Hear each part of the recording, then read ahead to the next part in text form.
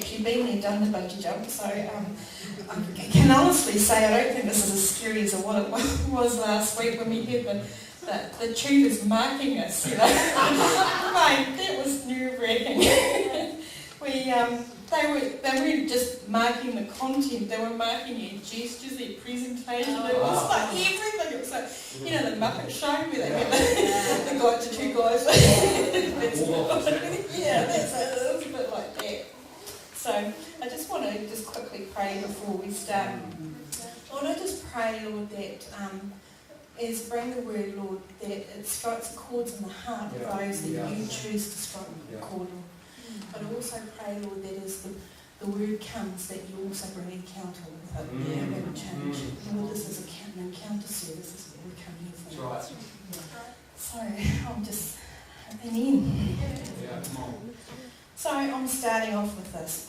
Identity theft sucks. Okay, what's that all about?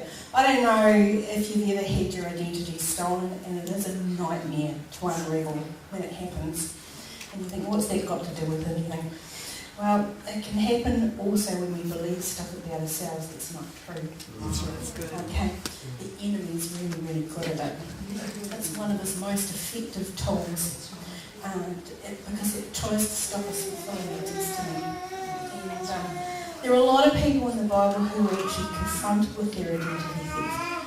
Some of them succeeded in overcoming it, some of them didn't. The people like Esther, Ruth, Mary, John the Baptist, Jesus, they all walked free of it. They didn't get entangled in it. But people like Gideon, I mean, we all know, he was hiding down in the wine press and was afraid. But there was another guy too. He just also happened to be the greatest leader of all time, and it was Moses. And I'll start off with a bit of background. It's the scripture that I'm taking it from is in Exodus 2, 3 and 4. And it starts off that Moses starts off as a little baby. And he's born in a time when the Egyptian rulers were actually saying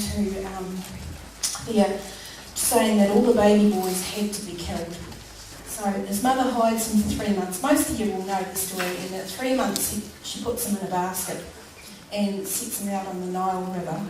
And then he's picked up by the Pharaoh's daughter.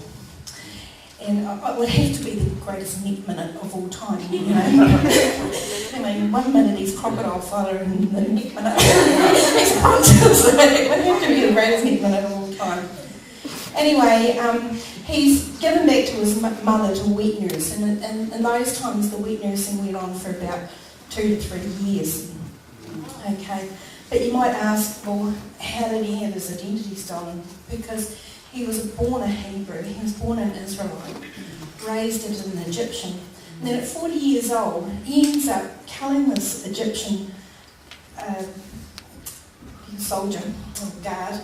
And the next thing, he's out in the desert. And he's living as a Midianite for the next 40 years. I mean, where's the Hebrew in that? So he's not an Israelite, he's not an Egyptian, he's just a nomad now. And what's more, he thinks he's a murderer and he thinks he's worthless, and he's actually basically in bondage to his father-in-law Jethro, because he had to work for Jethro to pay for his dowry.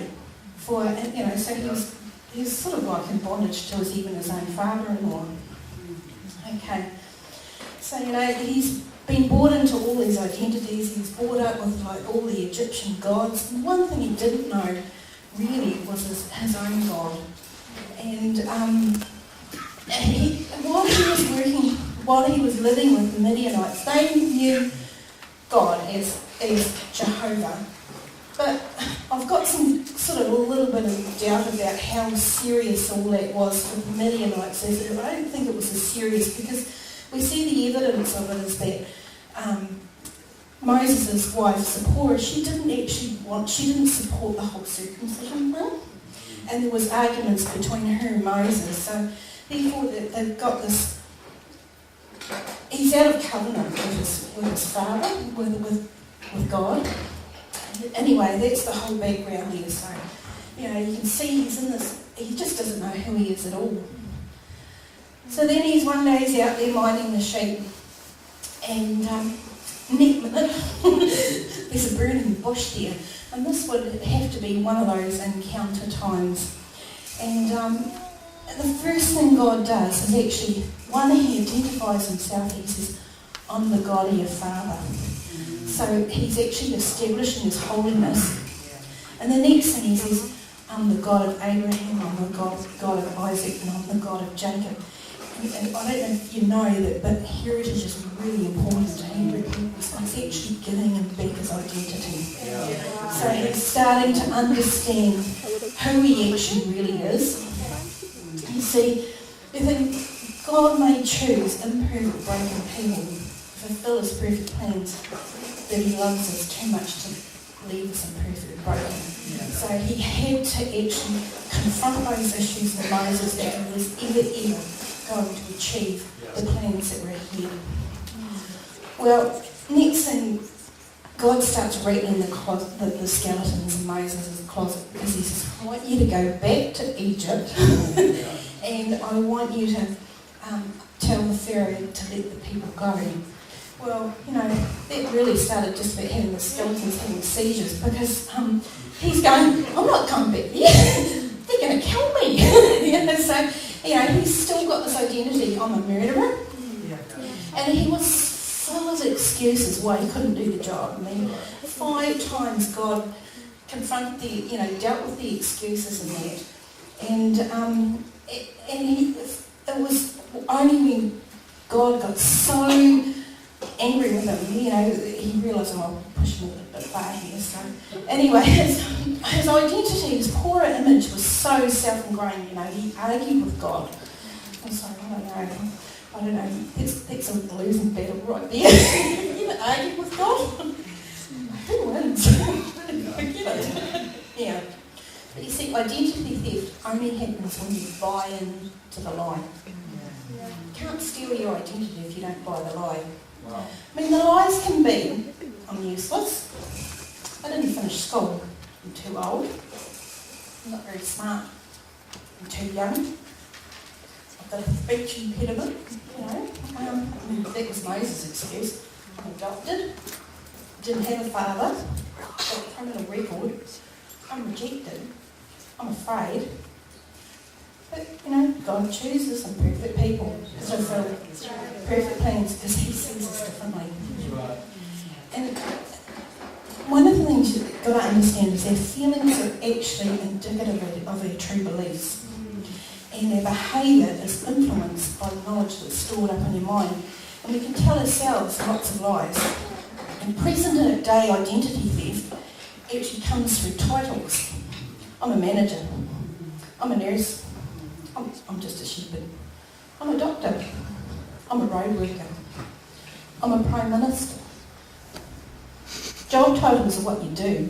They're not who you are. If the job changed tomorrow, who would you be? Identity given by people can actually also be taken away by people. And Moses didn't know his God or who he really was. He needed to know his God and what his God could do through him, despite what he thought of himself. So he had to start encountering and knowing who his God was. He had to get that relationship going. So God says, chuck your staff on the ground. Next minute, it's a snake. So, and then he goes, pack it up again, and it's back to a rod. And God's just displaying his power to him all the time. He's going, actually, it's not about you. It's about what I can do through you. Yeah. So it's five miracles, and then Moses finally starts getting the message that yes, he was fallible, yes, he was imperfect, but it's not what God could do, not what Moses could do, it was what God could do for him, if he was willing to trust him.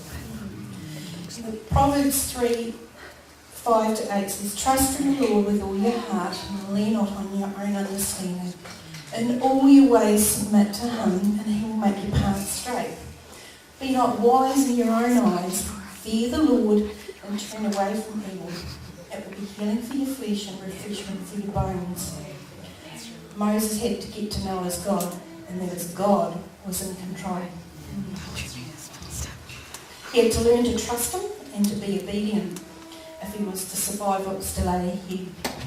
One of the fears that Moses had was that the Egyptians had the contract out on his life. And it was only after Moses had said, yes, I'll go back to Egypt, that he actually found out that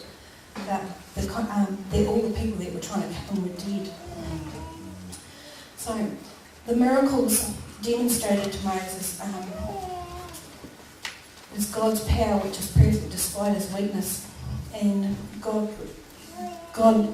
could be trusted to do exactly what he said he would do. And this is how Moses started to get to know his God. He said, when you go into the promised land, this will happen, that will happen, da-da-da. And God fulfilled every bit of that. And you see, if he steals your identity, he actually steals your authority as well. Because you just don't walk in that same boldness that you haven't got that God behind you. You're walking in your own strength. And it's God that does it, not us. Our authority becomes bolder when we start to believe who God says we are and what he can do through us. And it's not based on our performance. Our identity should come from God because we're made in his image. 1 Peter 2:9 says you're a chosen race, a royal priesthood, a holy nation, God's own people, in order that you may proclaim the mighty acts of him who called you out from darkness into his marvellous light. Freedom requires honesty, acknowledging false identities or emotional pain, and taking responsibility for the beliefs that don't align with what who God tells us we are. Is actually a choice. 2 Corinthians 10:5 says, we pull down every proud obstacle that raises itself up against the knowledge of God. We take every thought captive and make it obey Christ. Our feelings will expose what we really believe. We've heard Pastor Dale say it so many times, replace felt lies with felt truth. Because your feelings are going to expose what lies you believe or what you believe in. You might be able to identify with Moses. All of us have had struggles from time to time with failings. We're human. But have you lost your identity to someone? Is there something that you've lost your identity to? You can actually choose to walk free and base our identity on who God says we are, not on what we do or any other lie we may have bought into. We have a choice to place our identity in God or not. The question is, are we willing? Are we willing to align ourselves with what God says we are and step out and used to achieve his plans? You are good enough to be used by him now. Because God can use imperfect, broken people, just like Moses, to fulfill his perfect plans. He's just waiting on a yes to start the journey.